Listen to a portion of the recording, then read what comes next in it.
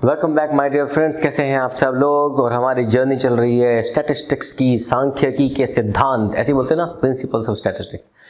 दोस्तों, हम बात कर रहे थे पिछले लेक्चर में मोड निकालने की। मोड निकालना मुझे लगता है काफ़ी बच्चों को आ गया, करीबन 500 से ऊपर व्यूज़ हो चुके हैं और बच्चे बड़े खुशी खुशी कमेंट डाल रहे हैं कि सर समझ आ रहा है। अब कुछ बच्चे ऐसे भी लिख देते हैं सर समझ नहीं आया पर बड़ा मज़ा आया। पता नहीं क्या मज़ा आया लेकिन समझने की कोशिश करनी पड़ेगी। हमारे कुछ स्टूडेंट लिख रहे हैं कि सर स्टैटिस्टिक्स ऊपर से जाता है। सर मैं भी कोई भगवान का अवतरित तो हूँ नहीं कि मैं आज ही अवतार लेकर आया हूँ। मैंने भी समझने की कोशिश की थी, कई साल लगे तब समझ आया। बिलीव मी, मैं 11th में जब मैं स्टैट्स करता था मुझको समझ नहीं आता था क्या पढ़ाते हैं, क्यों पढ़ाते हैं, क्या लॉजिक क्या है इसका। क्योंकि तब हम लोगों का माइंड सेट ना थोड़ा छोटा होता है, हमें हर चीज़ के बारे में सब चीज़ समझ नहीं आती। मगर आज मैं एज ए स्टूडेंट समझता हूँ कि मुझे कैसे समझाया जाए कि मुझे समझ आ जाए। That is the main trial of my side कि मैं आपको वैसा बन के सिखा सकूँ। तो प्लीज़ मेरे इस 20-25 साल के एक्सपीरियंस का प्लीज़ फ़ायदा उठाइए और उसको समझिए। नाउ आज की क्लास में हम सीखने वाले हैं कि ये मोड का, मीडियन का, मीन का रिलेशनशिप क्या होता है। ये आपके सामने 3 चार्ट हैं जो आपके हर किसी की बुक्स में मिलते होंगे। अब इसको समझो। हमने कहा नॉर्मली हम सब क्या बात कर रहे हैं, एवरेज। ये भी एवरेज है, ये भी एवरेज है, ये भी एवरेज है। मतलब एट एनी पर्टिकुलर टाइम कभी किसी कंपनी की, कभी किसी कॉलेज की, यूनिवर्सिटी की, स्कूल की, क्लासरूम की, किसी भी चीज़ की एवरेज निकाली जाएगी अगर, तो नॉर्मली ये सारी एवरेज एक ही निकलने चाहिए आंसर। मतलब mean should be equal to median should be equal to mode. तो अगर किसी ऐसी सीरीज में, सीरीज मतलब ये नहीं कि इंडिविजुअल डिस्क्रीट या कुछ, मतलब कोई ऑब्जर्वेशंस आपको मिली हुई हैं और अगर आप उसका मीन, मीडियन, मोड निकालते हो, वो दोनों तीनों मिल जाते हैं same. If now I give you the technical language. If mean, median and mode are equal, are same, not equal, are same for any given series, the distribution is said to be symmetrical. There is a symmetry. सब एक है तो there is a symmetry, कि वहां बन जाता है bell curve, bell टिंग टोंग। तो जो हाईएस्ट वैल्यू है किसी भी डिस्ट्रीब्यूशन की, टॉप वैल्यू वही मोड होती है, वही मीन होगी, वही मोड हो, मीडियन हो, मीन होगी। तो x क्या लिखते हैं, mean is equal to median is equal to mode, it becomes symmetrical. ठीक है, यहां तक क्लियर है। ये क्यों सीखना है हमको, क्योंकि हमें इस पे थ्योरी क्वेश्चन कभी कभी आ जाता है। What do you mean by symmetrical distribution, what do you mean by skewed, unskewed, what is skewed आते हैं। तो जब सिमेट्रिकल है इसका मतलब mean is equal to median is equal to mode. Clarity done. लेकिन अगर ये इक्वल नहीं आए किस सीरीज में, तो when the mean and median and mode are not equal, they are not same, the distribution is said to be asymmetrical. बस symmetrical के आगे हमने लगा दिया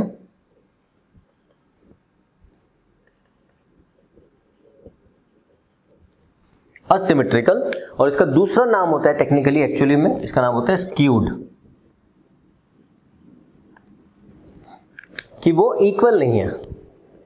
अब क्या होता है कि देखो, जब सीक्वेंस हम बात करते हैं तो सिंपल सा फंडा ये होता है कि जब हम किसी भी ग्राफ पे प्लॉटिंग करते हैं तो या तो हम राइट साइड भागेंगे पॉजिटिव की तरफ, या नेगेटिव जाएंगे नेगेटिव की तरफ। ठीक है ना। तो ग्राफ के डिस्ट्रीब्यूशन तो क्लियर है हमें। तो हमारे पास जो स्क्यूड होता है, स्क्यू, वो पॉजिटिव या नेगेटिव होता है। जब कभी भी हम लेफ्ट में भाग रहे होंगे, जब भी हमारा डिस्ट्रीब्यूशन लेफ्ट में भाग रहा होगा वो हो जाएगा नेगेटिव। जब भी हमारा डिस्ट्रीब्यूशन राइट में भाग रहा होगा वो हो जाएगा पॉजिटिव।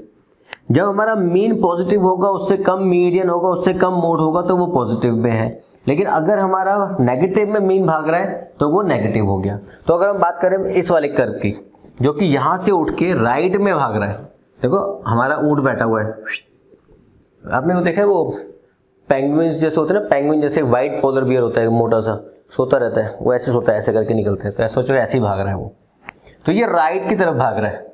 राइट का मतलब क्या हुआ कि जो मीन है वो मीडियन से बड़ा है और मीडियन मोड से बड़ा है, क्योंकि मोड तो पीक पॉइंट पे होगा ना हमेशा, मोड तो हमेशा हाईएस्ट वैल्यू है, मोड हमेशा हाईएस्ट वैल्यू है।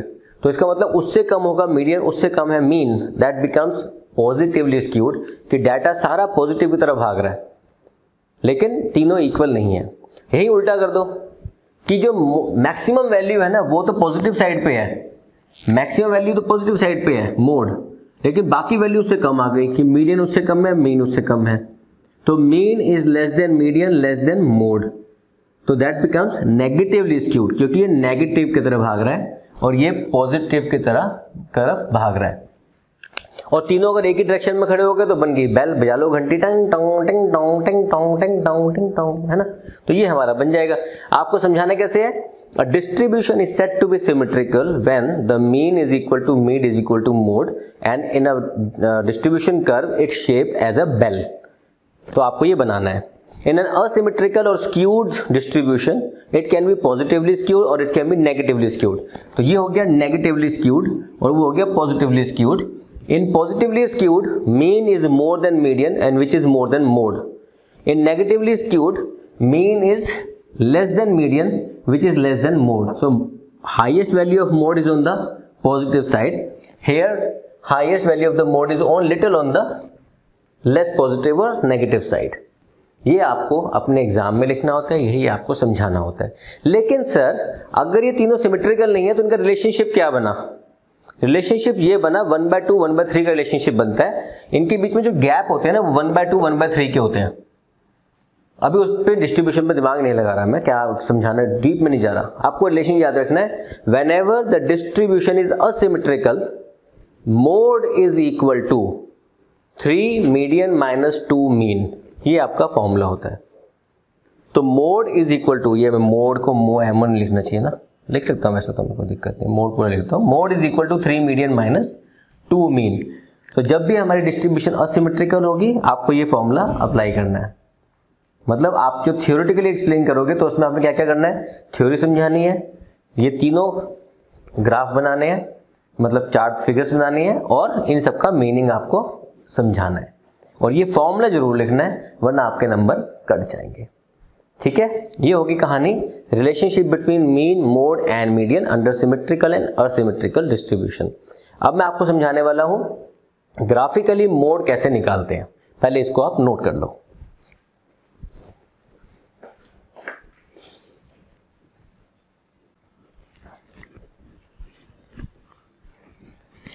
अब हम पढ़ रहे हैं कि मोड की वैल्यू क्या हम ग्राफिकली निकाल सकते हैं।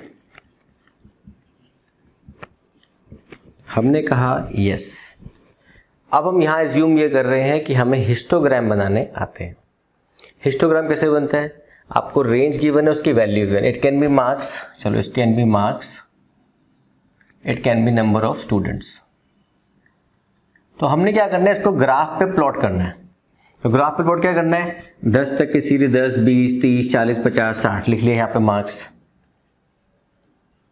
स्टूडेंट्स कितने हैं मेरे पास, स्टूडेंट्स की अगर मैं एवरेज लूंगा तो अब देखो ग्राफ पे तो 1-2 सेकंड भी सेंटीमीटर चलता है, हम इसको एक इक्वल डिस्ट्रीब्यूशन में रखते हैं। तो हमें मालूम है कि 14 पे खत्म हो रहा है, 6 8 इक्वल चल रहे हैं इन्हें, तो हम 2 4 6 8 10 12 14 16 तक ले लेते हैं। अब आपको प्लॉटिंग कैसे करनी होती है, 0 से 10 है 5, 0 से 10 है 5, मतलब 0 से लेके 10 तक ये 5 पे अटकेगा आके। तो इसका हिस्टोग्राम कैसे बन जाएगा, इसको जोड़ दो। 10 से 20 है 12, 10 से 20 आएगा 12 पे, तो 12 होगा यहां पे। अब ये नहीं कि यहां से शुरू हो जाएगा, यहां से शुरू करोगे तो 0 शुरू हो जाएगा। इसका मतलब ये 10 से 20 यहां पर आएगा और ये 10 से 20 12, 20 से 30 14। अब 20 से 30 यहां से शुरू मत करना, 0 शुरू हो जाएगा। इसी को थोड़ा आगे लेंगे हम हल्का सा, और 20 से 30, 30 से 40 10 पे है, तो 30 से 40 10, 10 कहां पर है, ये रहा, तो 10 ये रहा। आपने 10 के आगे से लेना है 30 से 40, 40 से 50 पे क्या है 8, तो 8 कहां पर है, ये 8 का बिंदु ये रहा, तो 40 से 50 यहां पर आएगा। 50 से 60 कहां है, 6 पे, तो 6 कहां है, ये रहा बिंदु, ये रहा 6 का। स्केल यूज करना प्रॉपरली, मेरी तरह हैफजेड मत करना। तो आपने क्या किया, आपने पूरा डाटा प्लॉट कर लिया। एक्चुअली मैं पॉइंट सिस्टम पे चल रहा हूं मैं, point number 1, point number 2, point number 3, point number 4 5 6, देखो 6 पॉइंट है ना, 1 2 3 4 5 6 पॉइंट है। जब आपने हिस्टोग्राम बना दिए तो आपने क्या करना है, सबसे ऊंचा टावर जो है ना वो देखना है आपने, वो आपकी हाईएस्ट फ्रीक्वेंसी वाला टावर है। सबसे ज्यादा कहां पर है, 20 से लेके 30। तो आपने क्या करना है, आपने left to right, right to left की जो 4 बिंदु जुड़ रहे हैं इसके अंदर, इनको आपस में जोड़ना है, कनेक्ट करना है। कनेक्ट कैसे करेंगे? इसको करेंगे इससे कनेक्ट, और स्केल से करना प्लीज, थोड़ा अप डाउन होगा तो दिक्कत हो जाएगी आंसर में। और इसको करेंगे इससे कनेक्ट, स्केल से करना प्रॉपर। तो आपने क्या किया, हाईएस्ट टावर के पॉइंट्स को जोड़ दिया और यहां से एक परपेंडिकुलर ड्रॉ किया। प्लीज डॉट से करना, and this will become your mode. ये आपकी मोड वैल्यू है जो इसके अंदर आएगी आपकी 23.33। अब सवाल बड़ा अच्छा आता है, सर यही तो 23.33 मुझे कैसे पता चलेगा यहाँ पे आएगा? देखो अगर प्रॉपर ग्राफ यूज करोगे तो आंसर सही आएगा, नहीं आएगा तो आप क्या कर सकते हो, सबसे पहले इसका आंसर निकाल लो। आंसर कैसे निकाल लो? यहाँ पे एक फॉर्मूला अप्लाई कर दो। Formula is L1 plus F1 minus F2 F0 upon 2F1 minus F0 minus F2 multiply I। इस फॉर्मूले को अगर आप यूज करोगे, सबसे हाईएस्ट कहां पर है, आप इसी में अप्लाई करके फॉर्मूले को आप इसका आंसर निकाल लोगे 23.33। तो बस जब आप प्लॉटिंग कर लोगे तो यहाँ पे वैल्यू लिख देना 23.33, आपका आंसर बिल्कुल करेक्ट होगा, नो नीड टू वरी। तो आपने करना क्या होता है कि आपको ग्राफिकली, कभी कभी क्वेश्चन में आता है कि ग्राफिकली कैलकुलेट मोड, तो उस समय क्या करना है, रेंज के अंदर सारी वैल्यू को डालो, हिस्टोग्राम खींचो, टॉप के टावर पे, टॉप का जो हाईएस्ट है उसके दो जगह से इसको जोड़ो और बीच वाली लाइन से जहां इंटरसेक्ट करते हैं एक परपेंडिकुलर ड्रॉ करो, जो वैल्यू वहां पे टिकेगी that is going to be your mode. ठीक है, क्योंकि मोड 20 और 30 के बीच में है, ना 20 है ना 30 है, इसके बीच में है, तो वो क्या वैल्यू है, that is the perpendicular drawn from the intersecting joints of the two diagonals of the extreme. आपको उन दोनों को इंटरसेक्शन पे मीट करा के परपेंडिकुलर ड्रॉ करना है और मोड की वैल्यू निकाल देनी है। क्लियर है? यहां तो कोई डाउट है? कोई डाउट किसी को नहीं है? इसको हटा दूं। अब जल्दी से मुझे एक छोटी चीज करानी है। कुछ बच्चों ने पूछा है कि सर ये ओजाइव को ड्रॉ कैसे करते हैं। अरे आपके सामने ओजाइव भी कर रखा है मैंने, लेकिन करके दिखा देता हूं। ठीक है, यहां पे क्लियर है? गुड।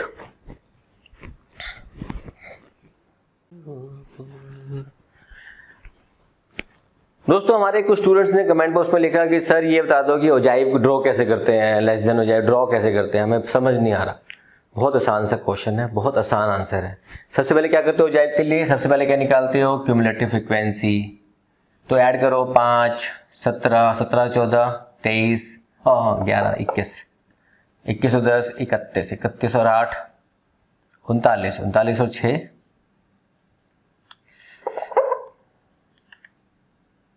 45। ठीक है, ये हमारा टोटल 45 होगा, ये 45 आ गया। आपने करना क्या है, 0 से 10 के बीच में आपको 5 पे ड्रॉ करना है। तो 0 से 10 के बीच में 5, ये लो सर। 10 से बीच के बीच में 12, 10 से बीच के बीच में 17, 10 से बीच 20, 17। अब ये ड्रा थोड़ा सा मुझे गलत लेना पड़ेगा, दोबारा से इसको काट के 5, 10, 15, 20 कर देता हूँ। ठीक है, क्योंकि हमें 45 तक चाहिए। तो मैं 45 तक के लिए 10, 20, 10, 20, थोड़ा गैप ले लेते हैं, 20, 30, 40, 50, क्योंकि हमें क्यूमुलेटिव फ्रीक्वेंसी से ओजाइव बनाना होता है हमेशा। तो अब 0 से 10 5, तो ये आ गया 5, 0 से 10 5, यहां पे आ गया कहीं। चलो 10 से 20 12, 10 से 20 12 पे, तो 12 यहां ले लेते हैं प्लॉट। तो जहां 12 होगा वहां के सामने 20 से 30 14 पे, 30 से 40, 20 से 30 21 पे, सॉरी 21, हमें ये लेना है हमेशा, क्यूमुलेटिव फ्रीक्वेंसी लेनी है। 20 से 30 21 पे, 20 से 30 21 आ गया यहां पे कहीं प्लॉटिंग पे, यहां पे 21 कहीं होगा। 30 से 40 10, 30 से 40 31, 30 से 40 31, 31 यहां कहीं होगा। तो 30 से 40 के बीच में आ गया 40 के ऊपर। 40 से 50 8 के ऊपर आ जाएगा, 50 के ऊपर लेना 39, 39 यहां आ जाएगा कहीं। और 50 to 60 45, 50 to 60 60 के ऊपर लिखो 45, 45 पे यहां आ जाएगा यहां पे। आपने करना है कि क्योंकि शुरुआत 0 से हो रही है तो आपने यहां से एक लाइन ड्रॉ करनी है इन पॉइंट्स को जोड़ते हुए। ये क्या बन गया मेरा, लेस देन ओजाइव। ठीक है, लास्ट क्लास में बता रहा था ना कि इसको क्या बोलते हैं, उसको बोलते हैं हम ओजाइव। अगर ये मोर देन होता तो वहां से जहां से पॉइंट ज्वाइन करते हैं आप, उसके बाद में इंटरसेक्शन आ जाता। मीडियन की बात नहीं, हम ओजाइव की बात कर रहे थे। तो ओजाइव कैसे निकालेंगे, हम कैसे प्लॉट करते हैं, वो आपको समझ आ गया होगा। जिसको आता था वेरी गुड, जिसको नहीं आता मेरा फर्ज बनता है बताना। इसके लिए कुछ चैप्टर बनाने की जरूरत नहीं है, अलग से लेक्चर, इसी में छोटा कंट्रीब्यूट कर दिया है। तो प्लीज यहां तक की कहानी आज तक। Thank you very much. मिलेंगे फिर कब, कल या परसों तक दोबारा मिलेंगे। आज जाने से पहले एक काम कर दो प्लीज यार, मेरी फीस दे दो यार, कितना मांगता हूं मैं। ठीक है, प्लीज फीस दे के जाना मेरी, क्योंकि मैं लेक्चर बड़ी मेहनत से बनाता हूं आप लोगों के लिए। एक एक लेक्चर 40 मिनट का लेक्चर, 20 मिनट का लेक्चर बनाने में 1.5 से 2 घंटे लगते हैं बनाने में, और उसको अपलोड करते तक में कभी कभी नेट भगवान की देर से अगर 72 मिलता है ना, तो ऐसा लगता है कि भैया 10-10 घंटे हो जाते हैं, अपलोड नहीं होते वीडियोस। तो प्लीज वो सारी मेहनत को दिमाग में रखते हुए आप इस चैनल को सब्सक्राइब भी करो, चैनल का बेल आइकन भी दबाओ, और दोस्तों को शेयर जरूर करो। That is the only fees from my side. Thank you very much. Stay blessed, stay at home. God bless you.